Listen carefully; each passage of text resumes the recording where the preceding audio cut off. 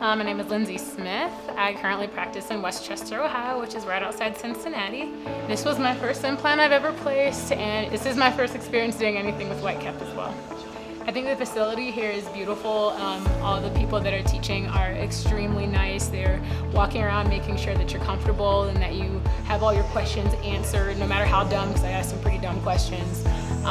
And they're making sure that you're as comfortable as you can possibly be before you go in there, and they really want you to conquer your fear before you actually go in there and take the plunge and place that first implant. I think it's great that we had a lot of lecture and then you got a chance to actually apply that directly to the models before you actually went into the surgery. And the fact that we not only stayed here at the facility, but we went and got to visit the lab and see some other cases that they have going on. I think that that was really important. It kind of helps you to take everything that you've learned here and see how you could possibly apply it to the future cases that you might have at your office.